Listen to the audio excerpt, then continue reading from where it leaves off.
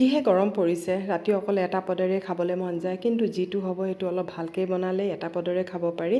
আৰু এতিয়া মই ইয়াত লৈছোঁ, মই পিঁয়াজ অলপ সৰহীয়াকৈ লৈছোঁ, কেঁচা জলকীয়া লৈছোঁ, আদা নহৰু লৈছোঁ আৰু কাজু কেইটামান লৈছোঁ। কাজু যদি নাথাকে তেতিয়াহ'লে আলমণ্ড দিব পাৰে, আৰু জালুক কেইটামান লৈছোঁ। লৈ পেলাই ইয়াত মই অলপ পানী দি দিম, আৰু এতিয়া ইয়াত মই অলপ নিমখ দি দিম, তেতিয়া সোনকালে কোমল হৈ যাবগৈ। আৰু এইখিনি লৰাই পেলাই এতিয়া অলপ মই যেতিয়া সিজি যাব অলপ ঢাকি পেলাই থৈ দিম, সোনকালে সিজি যাব। এতিয়া লৈছোঁ মই কণী, বইল কৰি লোৱা কণী হয়, আৰু এইখিনি মই কাটি পেলাই আজি ব্যৱহাৰ কৰিম।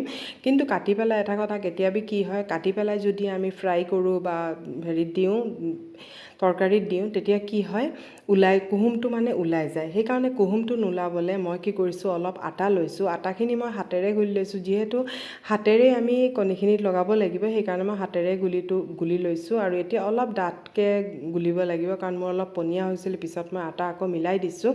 আৰু এইটো মানে কি হয়, এই ধৰণে হেৰিটো অলপ পেষ্টটো লগাই দিলে কণীটো মানে যেতিয়া ভাজিম তেতিয়াও নোলায়, আৰু চব্জিত দিয়াৰ পিছতো মানে নোলায়। এতিয়া ঘোলটো অলপ মানে ঢিলা হৈ গৈছিলে, সেইকাৰণে আৰু অলপ মই আটা মিলাই লৈছোঁ।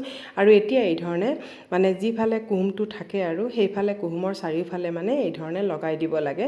তেতিয়া আৰু ভজাৰ পিছত আৰু অলপো মানে হেৰিটো নোলায়। মানে কি হয়, কণীটো আধাকৈ দিলে মানে চব্জিত তেতিয়া মানে গোন্ধ, কাৰণ কণীটো অলপ এটা গোন্ধায়, সেইটো মই ভাল নাপাওঁ। সেইকাৰণে মই এই ধৰণে কণীটো বনাওঁ, কাৰণ গোটাকৈ দিলে মানে একো মছলা সোমাব নোৱাৰে, সেইকাৰণে এটা গোন্ধ আহে, মই অলপ ডিষ্টাৰ্ব পাওঁ, সেইকাৰণে মই এই ধৰণে বনাওঁ। আৰু এতিয়া এই ধৰণে মই হেৰিটো লগাই দিছোঁ, আৰু এতিয়া লগাই পেলাই গোটেইখিনিত এই ধৰণে ভাজি ল'ম। আৰু দেখিছে নহয়, আৰু ৰাতি এই ধৰণে বনালে খুবেই ভাল লাগে। ৰেচিপিটো ইমান সহজ হয়, একো ইমান দৰকাৰো নপৰে। আৰু গোটেইখিনিত মই লগাই ল'লোঁ, আৰু এতিয়া মই এইখিনি তেলত ভাজি ল'ম। আৰু এইখিনি চাওক, আমাৰ যিখিনি পানী দিছিলোঁ গোটেই পানীখিনি শুকায়ো গ'ল, আৰু পিঁয়াজখিনিও খুব ধুনীয়াকৈ সিজি গ'লগৈ। এতিয়া মই এইখিনি এখন প্লেটত উলিয়াই ঠাণ্ডা হ'বলৈ থৈ দিম। এইখিনি যেতিয়া ঠাণ্ডা হৈ যাব তেতিয়া ভালকৈ পূৰা পিচি ল'ম। এতিয়া মই এখন পেন পাতি পেলাই ইয়াত মই মিঠাতেল লৈছোঁ, আৰু ইয়াত কণীখিনি যিফালে মই মানে আটাৰ ঘোলটো লগাইছিলোঁ সেইফাল তলফালে দি দিছোঁ। এইফাল তলফালে দিলে প্ৰথমেই মানে এইখিনি টান হৈ যায়, তাৰপিছত আৰু খুব ধুনীয়াকৈ আঠাটো লাগি যায়গৈ। আৰু এতিয়া যেতিয়া এইখিনি হেৰি হৈ গ'ল, মই বেছি ভজা নাই, কিন্তু আৰু অলপ ৰঙা কৰিব পাৰে, কিন্তু মই যিটো ৰেচিপি বনাইছোঁ তাৰ কাৰণে বেছি ভাজিবৰ দৰকাৰ নাই। কালাৰটো মই ইমান নানো, সেইকাৰণে একেবাৰে ইয়াত হালধি একো দিয়া নাই, অকল নিমখ দিছোঁ মই। আৰু এতিয়া এইখিনি মই এই ধৰণে লুটিয়াই লৈছোঁ। লুটিয়াই পেলাই মই বেছি দেৰি নাভাজোঁ, অলপ বগাকেই ৰাখিম। আৰু এতিয়া মই এইখিনি উলিয়াই লওঁ, গোটেইখিনি ধুনীয়াকৈ ভজা হৈ গৈছে। এতিয়া মই গোটেইখিনি উলিয়াই লৈছোঁ, দেখিছেনে খুব ধুনীয়া হৈছে। আটাখিনি লগোৱাৰ পিছত অলপো ওলোৱাও নাই, খুব ধুনীয়াকৈ হেৰি হৈ গৈছে। এই ধৰণে বনালে মানে খুব ভাল লাগে খাবলৈ। আৰু এতিয়া এইখিনি পূৰা ঠাণ্ডা হৈ গ'ল, এইখিনি মই পূৰা ভালকৈ পিচি ল'ম। ৰাতি এই ধৰণে বনালে এইটো ৰুটি, পৰাঠা, পোলাও, ফ্ৰাইড ৰাইচ, যিকোনো মানে হেৰিৰ লগত খাব পাৰি, খুবেই মানে টেষ্টি হয়। মানে সকলোৰ লগতে এইটো ব্যৱহাৰ কৰিব পাৰে, এই কণীৰ ৰেচিপিটো। আৰু এতিয়া মই এখন পেন লৈ পেলাই ইয়াত মই মিঠাতেল দিছোঁ, এটা শুকান জলকীয়া দিছোঁ, আৰু অলপ ডালচেনি, লং আৰু ইলাচি দিছোঁ তেলতে। আৰু অলপ পিঁয়াজ থৈছিলোঁ, পিঁয়াজখিনিও মই ইয়াত দি দিছোঁ।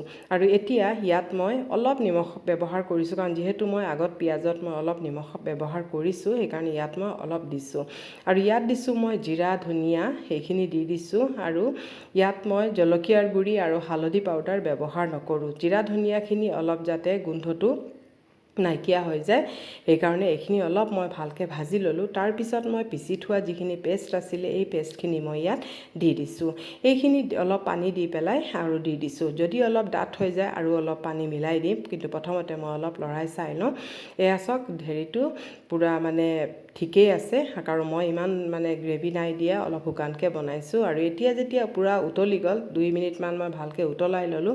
তাৰপিছত মই ইয়াত কণীখিনি দি দিছোঁ, আৰু কণীখিনি দি পেলাই মই অলপ উতলাম, তাৰপিছত এইটো নমাই দিম। দেখিছে নহয়, ইমান সহজ হয়, আৰু একেবাৰে ইমান কোনো বেছি বস্তুৰ প্ৰয়োজন নাই। আৰু লাষ্টত কচুৰি মেথি বা ধনিয়া পাত দি পেলাই আপোনালোকে নমাই দিব পাৰে। আৰু খুব ধুনীয়া হয় ৰেচিপিটো। যদি ভাল লাগে এবাৰ ট্ৰাই কৰি চাবচোন, খুবেই ভাল লাগে।